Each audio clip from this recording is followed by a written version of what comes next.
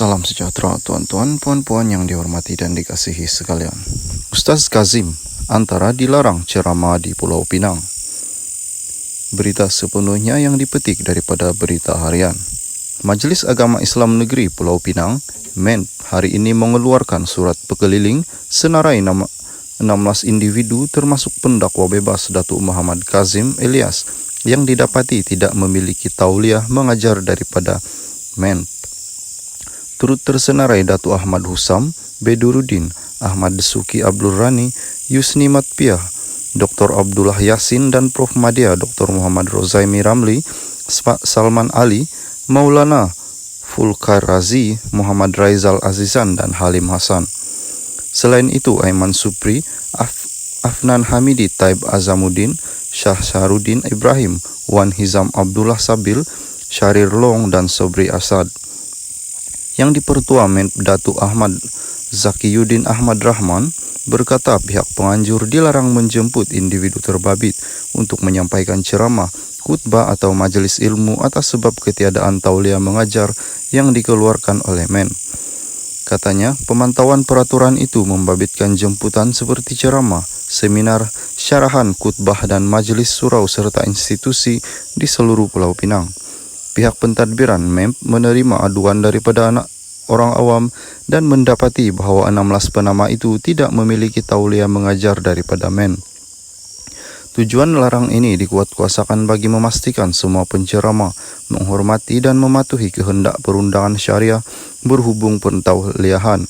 Ia juga bertujuan memastikan penceramah yang selayaknya menyampaikan ilmu menyatu padu dan tidak menimbulkan kekeliruan serta perselisihan pandangan yang boleh menjejaskan kehormatan sesama masjid dan ahli karya, katanya dalam surat pekeliling itu.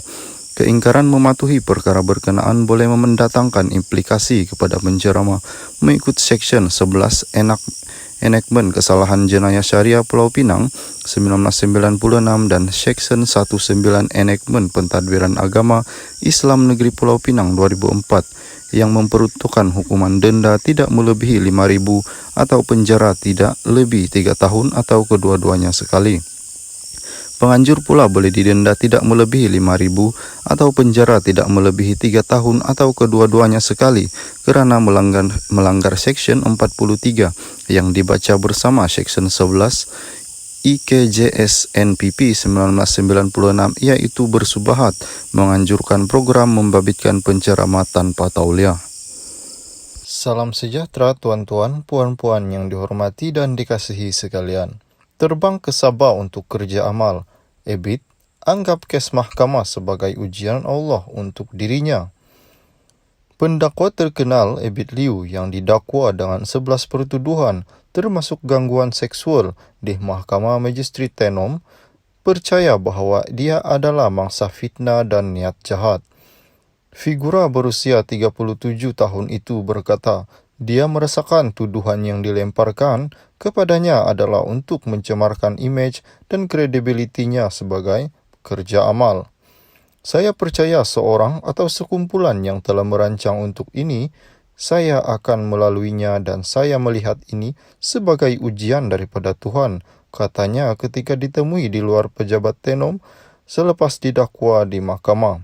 Ebit berkata rancangan untuk datang ke Sabah untuk menjalankan kerja-kerja amal pada masa ini telah dibuat lebih awal dan beliau hanya diberitahu mengenai pertuduhan ini terhadapnya beberapa hari yang lalu.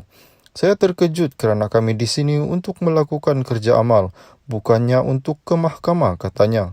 Jadi saya melihat ini sebagai ujian daripada Tuhan.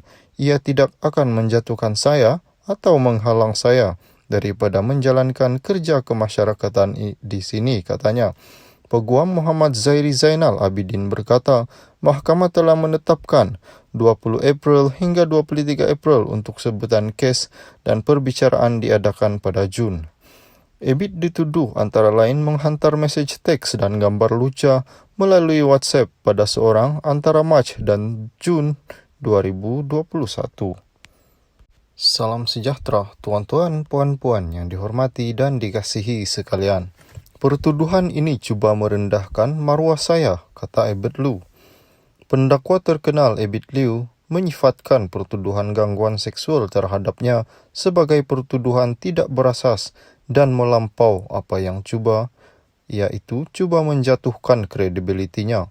Beliau berkata ini adalah cubaan untuk menghina dan merendahkan maruahnya agar beliau berhenti daripada melakukan kerja-kerja amal bagi membantu golongan yang susah. Saya yakin dan percaya perkara ini sesuatu yang sudah dirancang oleh sekumpulan individu dan ia bukan dirancang dalam sehari dua. Sebenarnya saya baru tahu mengenai pendakwaan ini beberapa hari lepas dan saya agak terkejut. Saya datang ke Sabah, bukan rancang untuk ke mahkamah. Saya dalam misi melakukan kerja amal, katanya. Bagaimanapun, katanya, beliau berasa amat tenang kerana ketika ini berada dalam misi melakukan kerja amal dan beliau tidak bersalah. Perkara yang berlaku ini adalah cubaan pihak tertentu yang ingin mengganggu kerja amal yang dilakukan. Menurut beliau, setiap kali berhadapan ujian sebegitu memang terasa sangat berat. Namun beliau tahu itu adalah ujian yang perlu dihadapi. Apabila kita ditentang ketika buat kebaikan, maka tidak perlu bersedih kerana ujian yang datang. Ini sudah menjadi sunat. Walaupun kita berusaha sehabis baik manapun, saya rasa bersyukur dengan ujian ini, katanya. Ebit berkata, beliau menyerahkan kes pertuduhan ini terhadapnya kepada peguam beliau. Tambahan Ebit, beliau tahu dirinya tidak bersalah, maka segala ujian yang dihadapi itu akan dilalui dengan yaitu tenang.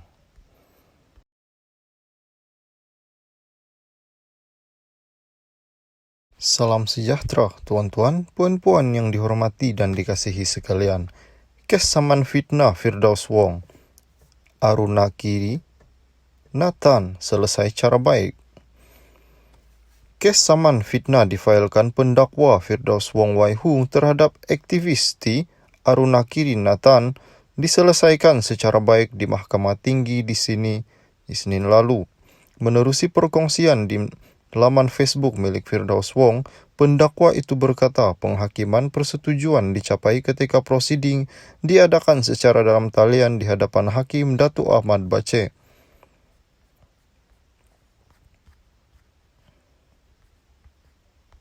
Menurutnya, antara tema persetujuan bagi penyelesaian ialah Aruna Kiri Nathan berlaku defendant memohon maaf secara bertulis dan menerusi rakaman video di Facebook kepada Firdaus Wong selaku plaintiff.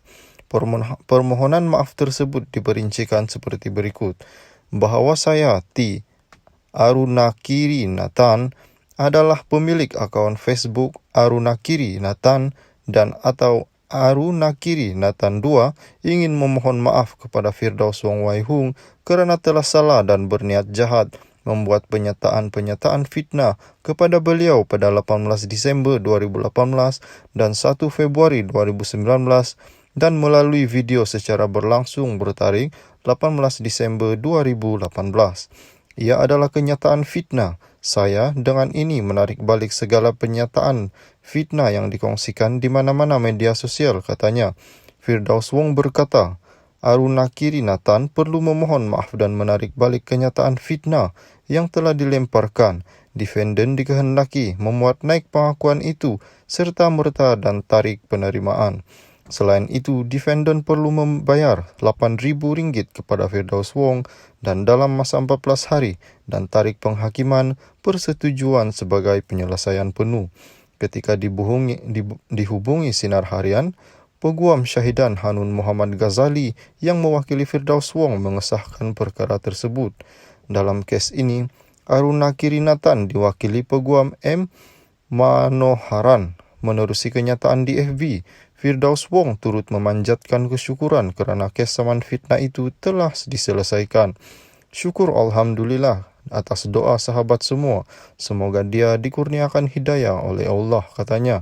Pada 29 Jun 2019, Firdaus Wong memfailkan saman terhadap Aruna Kiri Nathan kerana memuat naik kenyataan dan video menfitnah beliau sebagai pengganas, menghina agama lain serta mengubah kitab agama lain.